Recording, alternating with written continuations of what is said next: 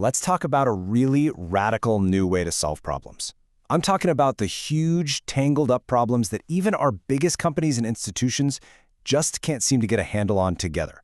This is all about building solutions not inside our organizations, but in those powerful, untapped spaces between them. You've seen this play out a million times, right? Some huge crisis hits, everybody agrees something has to be done, and then crickets. The whole thing just gets bogged down in competition, in red tape, in self-interest. But why? Well, the problem isn't usually a lack of will. The problem is one of geometry. The very shape of our organizations makes real, deep collaboration almost impossible. Okay, so here's the big idea. Most of our organizations are built like triangles. They're designed from the ground up to compete, right? They've got sharp corners to protect their own interests. And when you try to jam a bunch of triangles together, those corners just don't fit. What we really need is a completely different shape, a quadrangle, a system that's designed not for competition, but for completion, where every side supports the others to create something stable and truly collaborative.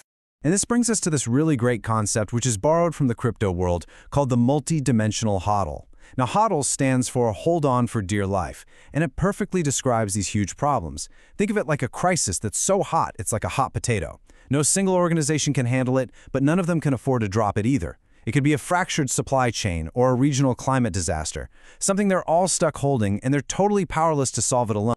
So, to solve these whole zeros, you can't just keep trying to smash those triangles together harder. It won't work. You have to build a whole new structure, and that requires a completely new kind of role, the interstitial architect. This is someone who operates not inside any one company, but in that powerful, untapped space between them all.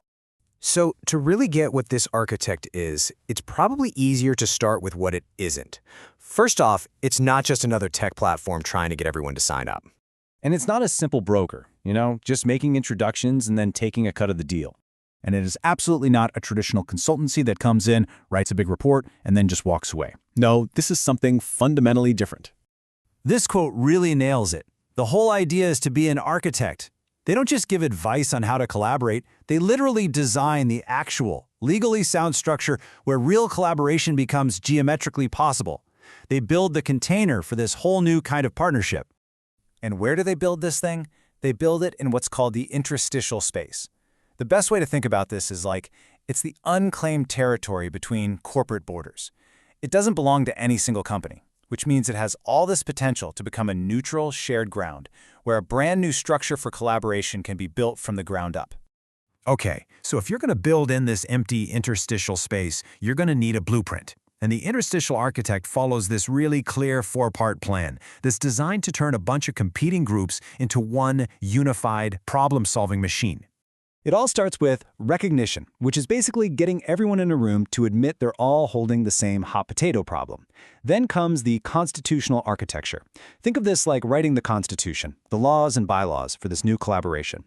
After that, orchestration is what puts the whole system into motion. And finally, you have sovereignty metabolism, which is a fancy way of saying there's a process to make sure this new thing stays healthy, neutral, and focused on its mission for the long haul. Now, the end goal of this blueprint isn't just to finish some temporary project. It's way bigger than that. It's about creating a brand new, legally independent organization. This is what's called a regenerative entity, and it's co-owned by all the members, designed for this specific purpose of solving the one problem they could never solve on their own. Now, here's where things get really, really interesting. The economics of this model, they completely flip the traditional script. Instead of being about one company at the center extracting all the value, this entire system is designed to reward the people actually doing the work. It's an economy built on pure alignment.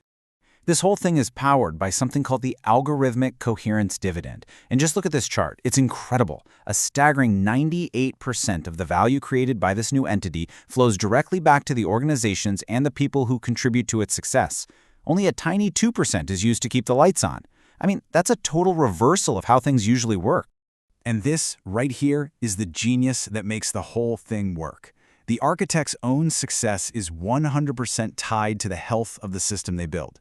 Their small slice of equity only pays off if the collective thing they built actually thrives long-term. There's zero incentive for a quick flip or a big exit.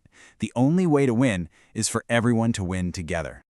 So once the blueprint has been followed, once this powerful economic engine is up and running, what have you actually built? Well, you've created what's called a sovereign completion engine. This is that regenerative entity we were talking about, and I love this other description for it, a sovereign completion organ. It's like a new corporate body, a living, breathing part of the ecosystem built for one single purpose, to do the thing its parent organizations never could. It's the tool that finally lets everyone cool down that multi-dimensional huddle together.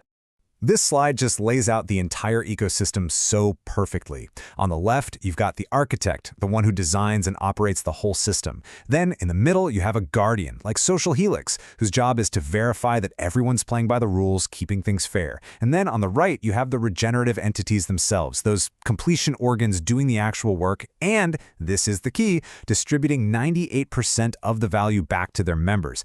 Every single part has its own vital role to play. And that really brings us to the final and most important question. This isn't just some theory about corporate structure. It's a potential new tool for humanity. Just think for a second about our biggest challenges. I'm talking climate change, supply chain resilience, public health crises. What could we actually achieve if we stopped trying to force those competing triangles together, and instead, we started architecting these incredibly powerful collaborative spaces in between?